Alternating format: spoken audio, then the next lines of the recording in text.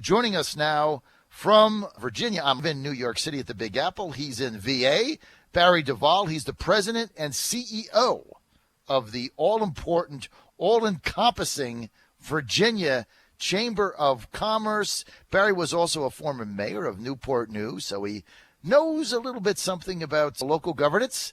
And by the way, there's elections coming up in May 3rd on Newport News. And from 98 to 2002, Barry Duval served as the Secretary of Commerce and Trade for the Commonwealth of Virginia. So he knows something about local government. He knows something about trade. He knows something about business. And now he's the president of the Virginia Chamber of Commerce, joining us now. Hey, Barry, good to have you back, man. Thank you, John. It's good to be back this morning. All right. Well, we're fired up today, Barry. A lot going on. I want to go Southeast Virginia. And this has really not been reported in Virginia news, but it's a significant development, Barry. The entire Hampton Roads caucus, I mean everybody, General Assembly, all the General Assembly members, House of Delegates, State Senate, every one of them, both sides of the aisle, right? It's seldom, Barry, that we can get everybody in Hampton Roads together. I mean, that's been one of the issues. They all fight. It's factionalized. And we got everybody, Republicans, Democrats, everybody is together. They send a letter from the caucus basically talking about how absolutely imperative it is for the future economic viability of Southeast Virginia and the Hampton Roads area to have the Atlantic Coast Pipeline in there. I've never seen one issue garner such enthusiasm from everybody at the same time. What is up with this? Well, the theme today is jobs for America, and energy security helps provide those jobs for America. You hear that theme in the national elections. People are hearing it for the candidates for president in both parties. We all agree that Virginia is an important state in the Commonwealth, and those citizens in Hampton Roads can be pleased that their representatives, Republicans and Democrats united, have come together to endorse an important project for America and an important project for Virginia and Hampton Roads. That's the Atlantic Coast Pipeline. It's a pipeline that will bring natural gas through the Commonwealth of Virginia. It's a pipeline that will create about 8,000 jobs during the construction and over 1,000 jobs ongoing. And it will really help Virginia and Hampton Roads specifically have the energy it needs to grow the economy. Well, the thing is about the pipeline, they think of pipeline and they're like, oh, they're going to be digging a pipe somewhere. Look, number one, you can't go 5 feet in Hampton Roads, Virginia, or Northern Virginia without going over a pipeline someplace, right? They're all over the place. Right. So this idea that, there's going to be some pipeline and it's going to displace a frog or something is so ridiculous. There's pipelines crisscrossing Virginia all over the place. It's how we get energy. But the reason the Atlantic Coast Pipeline is so critical is we've got to get the energy to Southeast Virginia in order to attract the manufacturing jobs. Look, nobody is going to open a company, Barry, in an area if they don't have access to energy. Now, remind our audience that there were a couple of days where actually from the Navy that energy had to be shut down because we simply didn't have enough. I mean, imagine if that happened in a crisis. That's correct. In fact, Virginia is an importer of energy. We obviously use more energy than we produce. We're fortunate in America now to have discovered this domestic source of natural, clean gas. And this pipeline infrastructure project is contemplated to have a 70-mile spur that will run to Hampton Roads and provide additional power to Hampton Roads. I'm from that area of the Commonwealth, and in 2014 in the winter, there were some days where there were huge increases in demand. And some of the natural gas was being forced to be interrupted for larger users.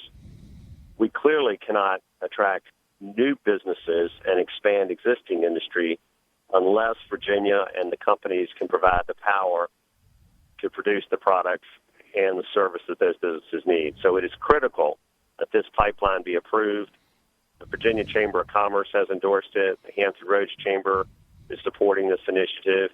And as you said, in Hampton Roads, all the members of the General Assembly have written a letter supporting this important pipeline for Virginia. Well, Barry, think about that. I mean, look, you're the mayor of Newport News. You were Secretary of Business and Commerce in Virginia. When have you ever seen all of the politicians in Hampton Roads get together and agree on anything at all? I've never seen it, right? I mean, it's always been one of the complaints. 10 cities and 5 counties in Hampton Roads, representing over 25% of Virginia's population, working together are really unstoppable.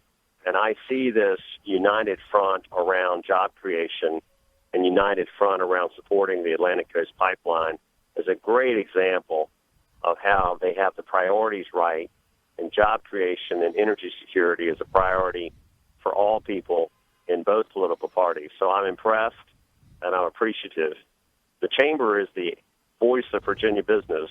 The business community is aligned. Hundreds of businesses have gone online to support this project, and our representatives are supporting it. It's currently being reviewed by the Federal Energy and Regulatory Commission. The proponents have just submitted a 7,000-page filing answering all the questions about environment and paths forward, and they're being very proactive. And by the way, this is a private sector investment. This is an investment that will create jobs for Virginia and other surrounding states, and will provide lower energy prices for the families that your listeners will be important to. Barry, you're so right. This pipeline is about two things. It's about jobs, right? And I'm a jobs guy. If you don't have jobs, things don't go well. We got to create jobs in Virginia. So this is about jobs, real jobs, because if you have the energy, you attract the businesses and the manufacturers that can tap into it. If you don't have the energy, they're going to go somewhere else. They're not going to come to Hampton Roads. So critical to Southeast Virginia, especially now, Barry, as the Hampton Roads economy is trying to evolve beyond being dependent on the DOD. So, correct. But the other thing is, we're talking about savings for consumers. And when you look at the cost of energy, and when that goes up, Barry, the people that suffer the most are those in the lower income bracket, the fixed income brackets, those people that don't necessarily have discretionary dollars or savings in order to pay an extra $50 a month. And so this is a big deal, and that often gets off our radar screen, right? It really is, and I want to make sure your listeners appreciate that this is a pipeline that will not only have economic benefits, but it will also have environmental benefits. And we care about both of the Chamber of Commerce, and corporate businesses throughout the Commonwealth care about both. But let me mention the savings on energy cost. A well-respected firm, ICF International, found last year Virginia consumers will save about $243 million once this pipeline is built and operational.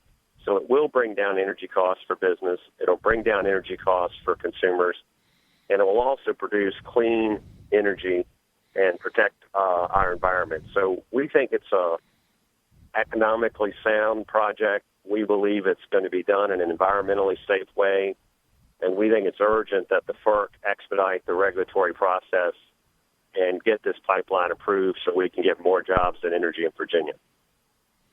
To break that down for our audience, what the FERC is, it's a group of 3 people that basically look over everything. They look over the applications and they decide whether or not it's viable. And if they approve it, then you can go forward with it. Now, one of the things that happens is you've got anti-pipeline opposition all over the place. I mean, and look, Barry, I'm going to be honest. We can get into some of the details, but the people that seem to oppose any pipe, doesn't matter what the pipeline is, if it's going through their backyard or going through their neighborhood, they don't want it. They want it to go somewhere else, and we understand that. But the pipeline, the anti-pipelines opposition is basically centered around we shouldn't use fossil fuels of any kind, and instead should rely entirely on wind, solar, water, whatever else natural sources are out there. But Barry, that's not a realistic alternative to natural gas. I mean, I think wind is great. Solar is great. Whatever you have that's non-fossil is great, but it's not realistic. And what's it going to mean for, in real dollars, for electricity costs in Virginia? And what will that mean for our ability to attract industry if we cannot get this pipeline in here? Well, let me just be clear on 2 points. The first is, you're absolutely right. While the Virginia Chamber, through our blueprint concept, does support an all-of-the-above strategy, the wind doesn't blow all the time, the sun doesn't shine all the time, but consumers and business want electricity and power all the time. So we have to have an all-of-the-above approach. We believe in the diversification of the energy sources, but the all-of-the-above means we support those alternative approaches while we recognize the abundance of our energy supply will come from stable, reliable source like natural gas in this case. And I also want to mention that we crossed an important milestone in the project this week.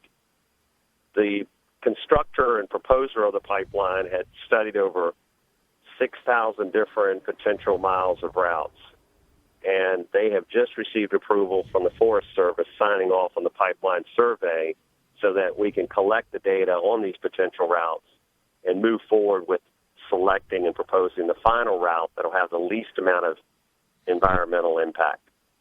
So it's a win on economics, it's a win on jobs, the pipeline will be done in an environmentally safe way, and it just advantages the people of Hampton Roads and the people of Virginia that want to grow the economy. Well, look, we have to take advantage, Barry, of our natural gas resources. And I want our audience to know the Atlantic Coast Pipeline isn't like something that some pipeline company dreamed up and there's eminent domain issues and everybody's got to move and it's going through their backyard and it's dangerous. That's all nonsense. I mean, natural gas is safe, it's clean, and this pipeline and its route have been meticulously designed, taking everybody's input in it. But at the end of the day, it's got to go under the ground. It's got to go somewhere. But we need to get the natural gas to Hampton Roads so that we can get jobs and we can control the cost of energy as we continue to harness wind and solar and the other natural resources.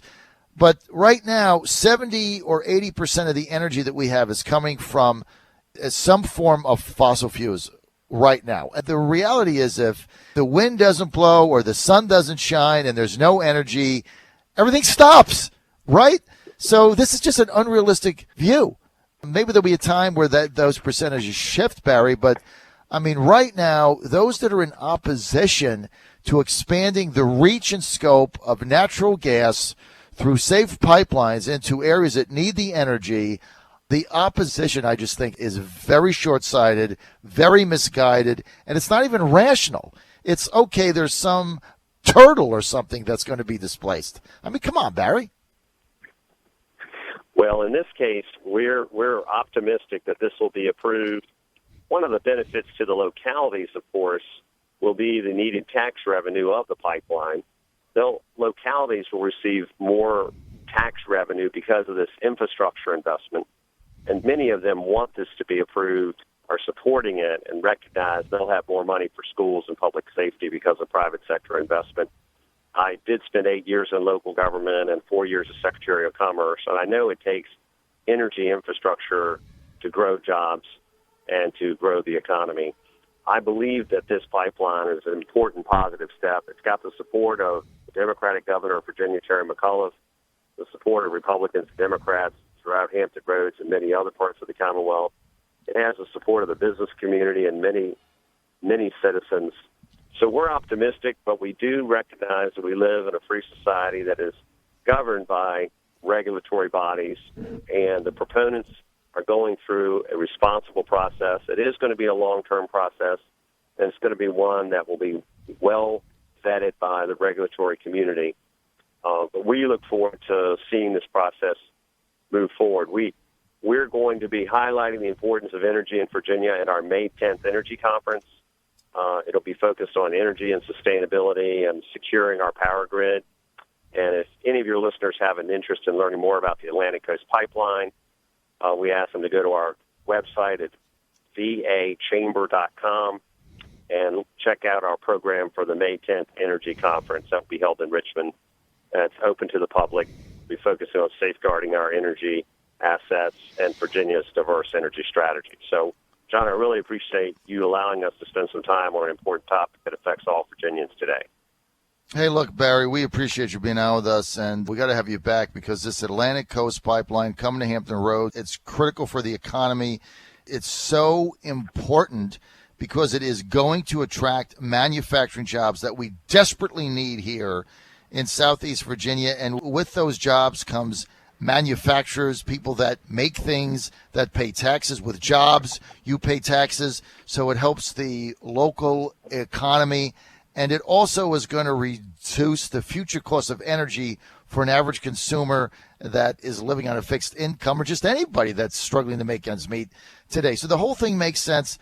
The governor's behind it. I mean, look, we have a situation where we have this initiative. And think about this, and I'll have the final word, Barry. The chamber's behind it. Business people are behind it. Governor McAuliffe is behind it. The entire Hampton Roads General Assembly caucus, Democrats, Republicans, liberals, and conservatives, they're all behind it. The only people standing in the way are professional protesters getting paid $15 an hour by George Soros. We got to get this pipeline. Hey, Barry, thanks for being with us, man. Thank you, John. All right, this is the John Fredericks Radio Network.